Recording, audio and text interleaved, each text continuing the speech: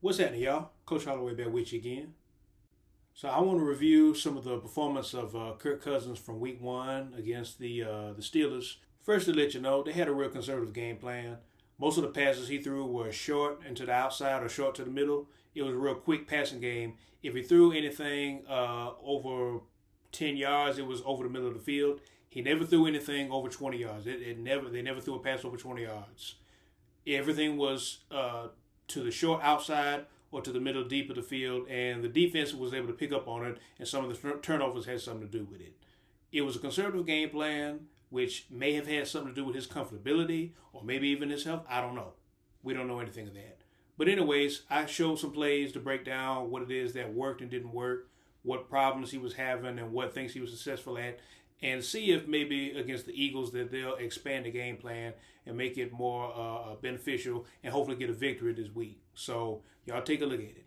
So this first play is a trips right inverse with a double post concept, as you see on the bottom of the screen, going versus a cover three. Those of y'all who saw my video last week already know that that's a perfect play concept to go against this coverage. Ball snap, you start seeing the routes develop, and so I look at his backside, bottom of the screen with Drake. That was open. He threw in the middle of the field, and it's way too strong and incomplete. Like, this is the kind of stuff you think a veteran quarterback should be able to do, but unfortunately, he made the wrong read here, and the play wasted. All right, so same concept, this time out of pistol, but now you got on the top side against a cover six. All right, so he goes the same way. This time he goes back to Drake this time, but now the coverage isn't favorable to it, and he throws it right to the safety. The defense made a good coverage adjustment, and then Kirk didn't trust his eyes and his instincts. Didn't try to go over the middle. He tried to go back to Drake, but it was one play too late. This is what frustrates me because sometimes he can look elite, and then sometimes he can make some rookie mistakes like that one. Now this play, you see it here, and you see the coverage. So the middle of the field, he seemed to be most comfortable doing this. Good job sitting in the zone, catching it, good throw, good catch.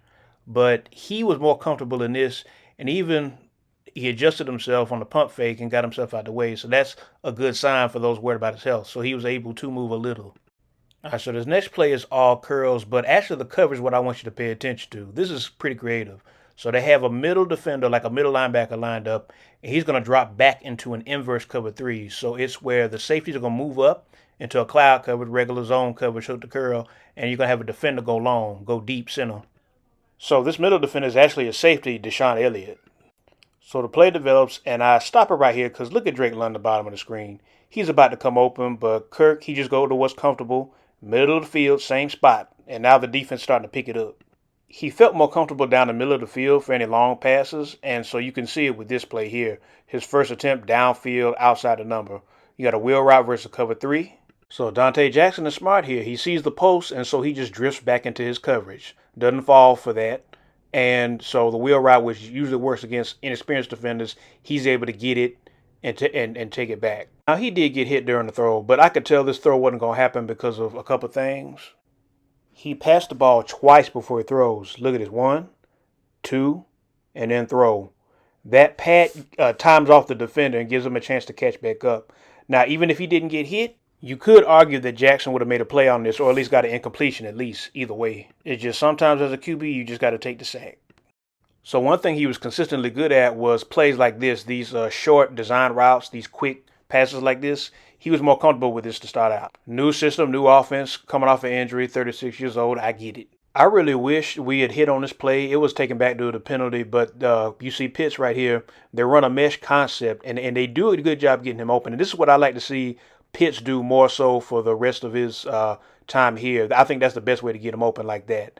And this play here, again, another short pass outside, he was able to get, and it was taken back because of a procedural penalty. So that's just another example of some of the nuances of the offense that Kirk needs to get more familiar with and getting his guys lined up right, because as a QB, that's your job too. But I like that we can hit on these. We couldn't do this with Desmond Ritter last year, so that's helpful in building the offense. Also, getting Bijan involved in the passing game is a good foundation to have. I don't mind him getting the ball that much, but I'd like it to be organic and not just because your quarterback just can't get the ball out. Also, yeah, it's a good chip. I mean, it was an accidental chip. I don't think it meant for it to happen that way, but it was effective enough. But yeah, that's something that we should have done more of too, because yeah, it's T.J. Watt. Come on. So this was another procedural fail early in the game that led to the first turnover, and I don't like this type of motion for this very reason because you got a guy motioning right as the ball's getting snapped instead of being past the center, and it just causes for problems to happen like what you see here. You see Kirk putting the hand up here to stop the motion, but by that time it's already too late to go, and so you have this procedural fail that the Steelers ended up picking up. We just basically gave it to them. But that's the kind of stuff I don't want to see after this week. Simple procedural mistakes and a lack of testing coverage.